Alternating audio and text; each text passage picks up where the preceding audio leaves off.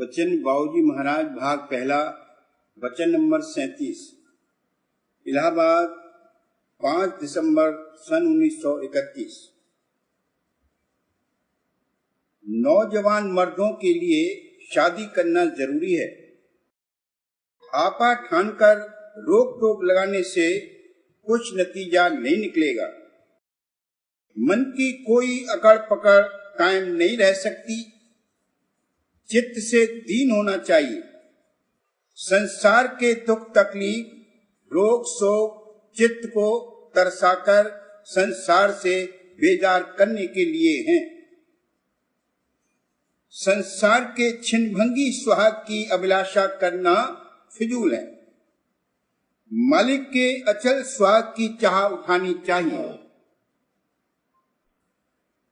नौजवान मर्दों के लिए शादी भी नेसेसरी इविल यानी जरूरी है।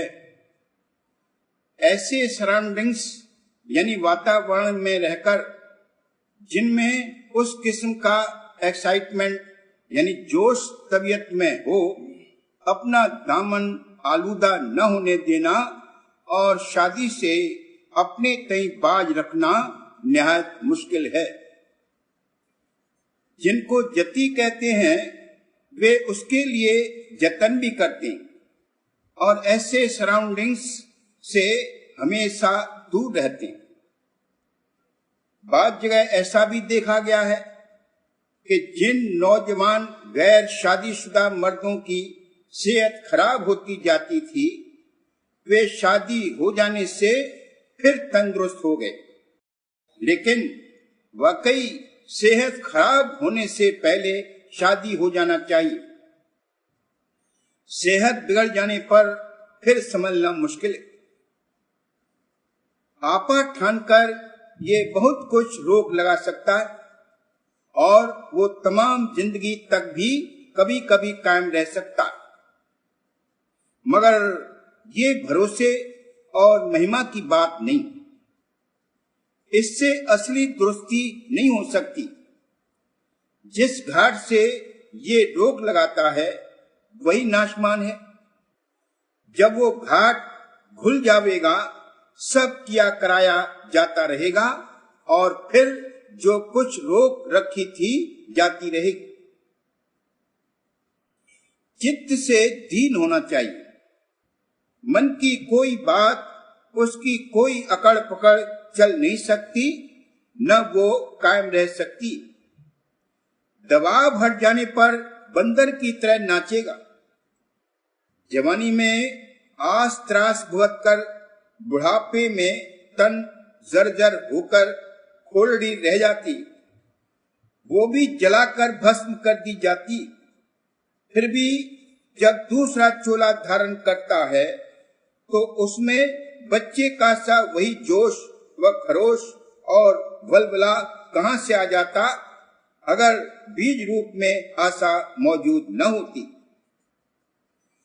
जब सब किस्म के आपे थकित और गलित होकर निर्मल होकर ये अक्षर पुरुष तक पहुंचे, तब यहाँ के विकारों की जड़ बाकी न रहे और ये आवागमन से रहित होकर अक्षय को प्राप्त हो। इधर शादी हुई, उधर खाविंद मर गया और भरी जवानी में लड़की बेचारी रांड हो गई।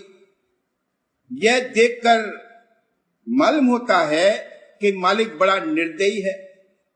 वो तो निर्दयी नहीं है, ये काम काल के सुपुर्द है।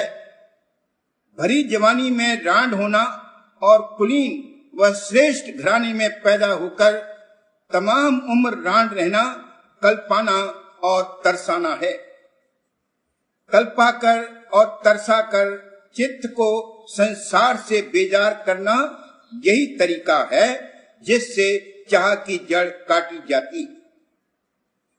ये तरसाना महज दंड वाली तरह से ताल्लुक नहीं रखता, उससे कर्म का बोझ हल्का होता है, वो उनकी जड़ नहीं कटती।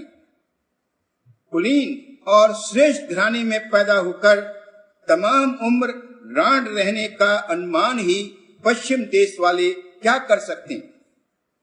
वहां किसी एहतियात व रोक टोक की जरूरत भी नहीं, सब अधिकारपति है। वहां बुढ़िया 4-4 शादी करती हैं और कुत्ते बिल्ली की तरह शादी होती।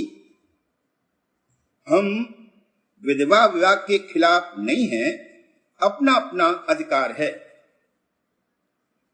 मन को इस तरह मारना मंजूर है जैसे सांपिन के सिर को पकड़कर रेत रेत कर मारती।